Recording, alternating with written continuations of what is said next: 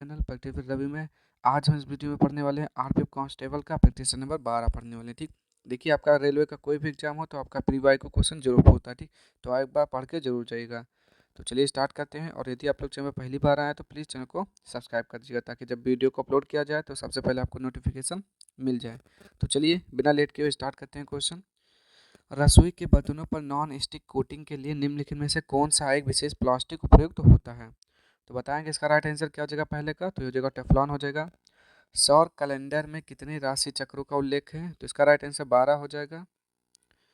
तीसरा देखेंगे यहाँ पे, अंडमान और निकोबार द्वीप समूह निम्नलिखित में से किस उच्च न्यायालय के अधिकार क्षेत्र में आता है? तो ये जगह कलकत्ता उच्च न्यायालय, इसकी स्थापना 1861 में हुई थी। आगे देखेंगे यहाँ पे, नीति आयोग अस्तित्व में कब आया था? तो नीति आयोग अस्तित्व में 1 जनवरी 2015 को आया था। इसका पुराना नाम था योजना आयोग। योजना आयोग की स्थापना 1950 में हुई थी। नीति आयोग का अध्यक्ष कौन होता है? प्रधानमंत्री होता है। प्रस्तावित राष्ट्रीय खेल विश्वविद्यालय किस राज्य में स्थापित किया जाएगा? तो इसका राइट आंसर क्या मणिपुर हो जाएगा? तो बिल्कुल सही आंसर मणिपुर हो जाएगा। आगे देखते हैं यहाँ पे, विश्व मुद्राओं के विनिमय को विनियमित करने की विधि देश द्वारा शुरू की गई। तो क्या राइट आंसर हो जाएगा? अंतर्राष्ट्रीय मुद्रा कोष हो जाएगा। ठीक, आगे देखते हैं, निम्नलिखित में से कौन सा महाकाव्य ऋषि वेदव्यास द्वारा लिखा गया था? तो महाभारत लिखा गया है वेदव्यास जी के द्वारा।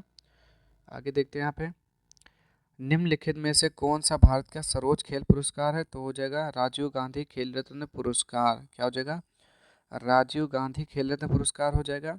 इसका जो नया नाम है वो है मेजर ध्यानचंद खेल रत्न पुरस्कार। दिसंबर 1953 में राज्य पुनर्गठन आयोग का गठन किसने किया? तो पंडित जवाहरलाल नेहरू हो जाएगा इसका राइट आंसर। पाणिनि द्वारा लिखित अष्टाध्यायी पुस्तक का विषय क्या है? तो व्याकरण है। किस संविधान संशोधन के द्वारा भारतीय संविधान की प्रस्तावना में धर्मनिरपेक्ष शब्द को जोड़ा गया?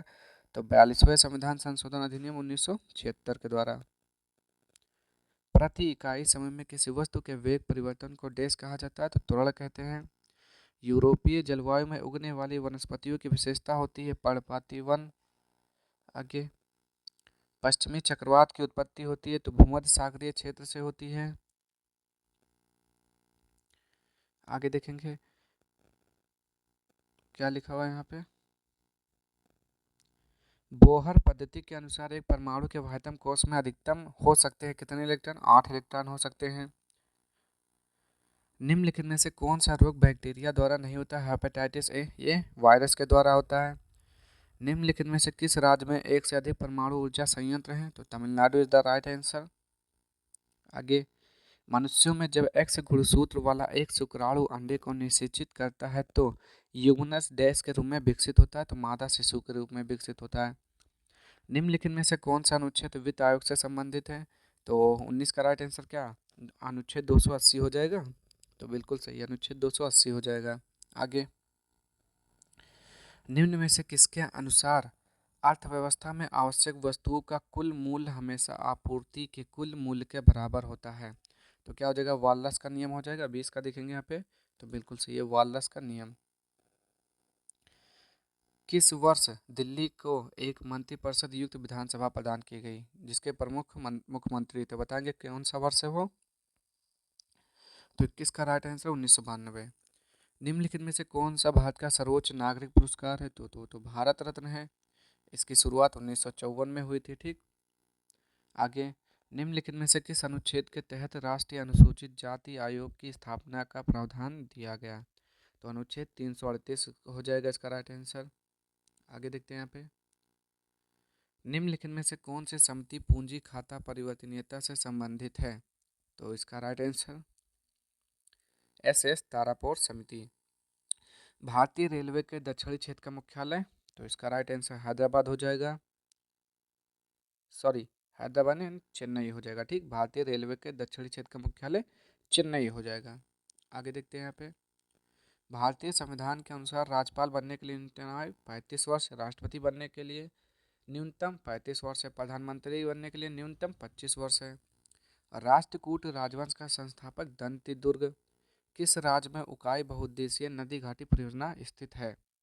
28 का 28 का राइट आंसर क्या हो जाएगा? गुजरात। आगे देखते हैं यहाँ पे, निम्नलिखित में से किसे 24 जैन तीर्थकारों में से अंतिम माना जाता है? तो महावीर स्वामी है। निम्नलिखित में से कौन सा कोशिकांग केवल पादप कोशिकाओं में मौजूद है? तो 30 का राइट आंसर बताना, वो जगह लवक। आगे देखते हैं। पेरिस शहर किस नदी के किनारे स्थित है? तो 31 का राइट आंसर सीन नदी। सर्वेंट्स ऑफ इंडिया सोसाइटी की स्थापना किसने की? तो इसकी स्थापना गोपाल कृष्ण गोखले ने की थी। कहाँ पर है? Option number 4। निम्नलिखित में से किस केंद्र शासित प्रदेश में जनसंख्या घनत्व सबसे अधिक है? तो दिल्ली हो जाएगा इसका राइट आंसर।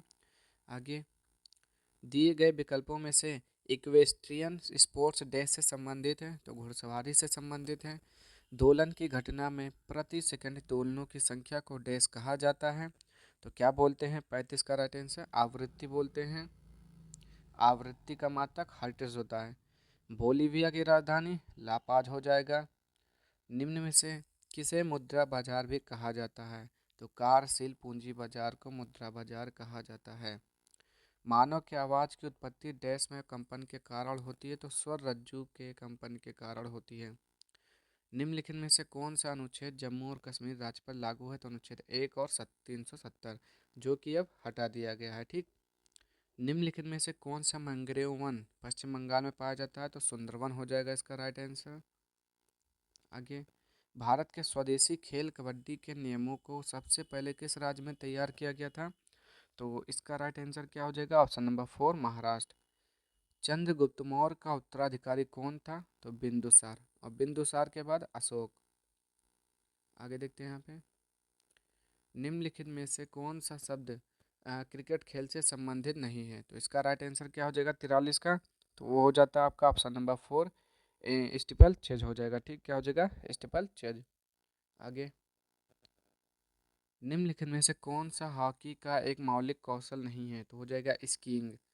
विश्व प्रसिद्ध माजुली उत्सव डैश में मनाया जाता है? असम में। आगे निम्नलिखित में से कौन सी राशि किलोग्राम प्रति घन मीटर में व्यक्त की जाती है? तो हो जाएगा घनत्व। सारनाथ में सिंह चतुर्भुज स्तंभ शीर्ष किसके द्वारा बनवाया गया? 47 का राइट आंसर अशोक।